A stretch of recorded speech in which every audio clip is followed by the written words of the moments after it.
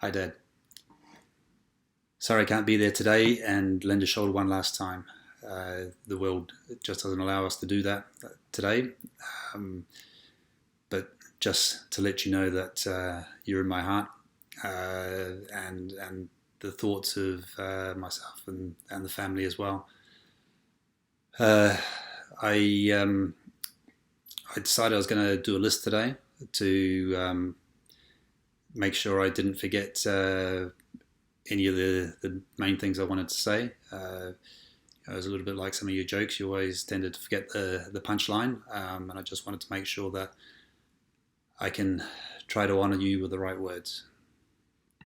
You were famous for not wanting to be celebrated and be the centre of attention, um, but today it's our chance to honour you in the right way. Um, you always wanted people to be happy, to enjoy life, and I hope today people can share their grief, can show their emotions about what you meant to them.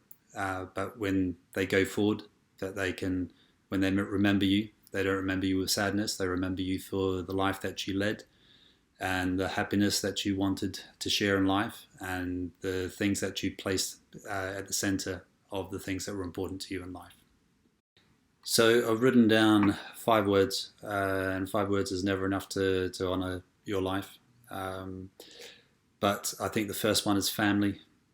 You always put family first. You were always keen for us as a family to share the time, to be together, and to try to have as much fun as possible. Uh, you had a pretty close call a wee while ago. You didn't have much energy for anything, but the last words I heard you speak was, I want to get the family together for one last meal," and it was always for the next meal that you live for, to have the family around, to have everyone, the different generations, to be able to enjoy each other's company and have fun. As with all families, you have your ups and downs, and you certainly had your crosses to bear. But now's not the time to talk about my sisters or the grandchildren and great grandchild. Uh, but your daughters did you proud. They really supported you. They fought your corner. They took good care of you, and I'm immensely proud of what they've managed to do for you, Dad. And that comes out of love, not duty. Your grandchildren, they're lost without your dad, and they're hurting. And they will always remember the milkshakes, the custard squares, the things that you gave us to keep us fed. But Dad, their pa was a special person. They loved you for you, not the things you gave them.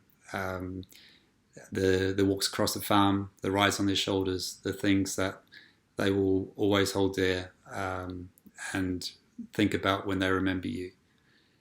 And most importantly, your beautiful wife. I know that you lived for her, and to try to make her as happy as possible. In the later years, unfortunately, with your dementia, there was never.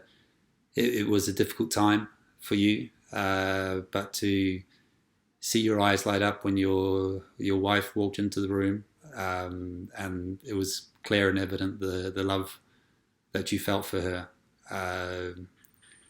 We're all going to miss you, Dad.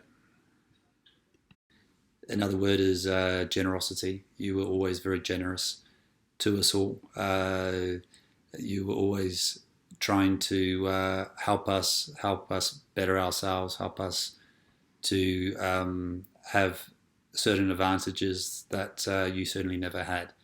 Uh, Sometimes that was to a fault, but that was always appreciated, and it always came from the heart. The word I'd say would be hardworking. You're always driven by a certain amount of purpose as well as restlessness. Uh, we were always roped in to a quick 20-minute job, which sometimes was 20 minutes, but could be up to 8 hours.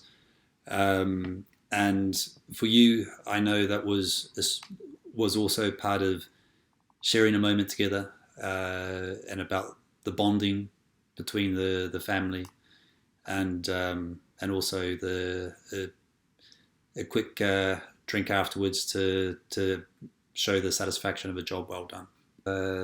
You were a great teacher. You always taught us to think critically. You always taught us to want to improve, to do the job to the best of our ability. And there were always life lessons. But you taught me how to be a kid. You taught me how to be a father. And you taught me what it meant to be a son. Another word is self-sacrifice, and how you put others before yourself. The little things that you probably never thought we noticed, but we always did. Thank you for that, and thank you for that lesson. Dad, I miss you a lot, and I love you. The last couple of years has been a pretty difficult time for you. Certainly wasn't the way you wanted to go out, but sorry, taking you down the back of the farm wasn't really an option for us. We're happy that you're at peace. I know that this has not been easy. From me and the family, go well and give them hell. I know that God's not getting an angel today, but he's certainly got a person of interest. Love you, Dad.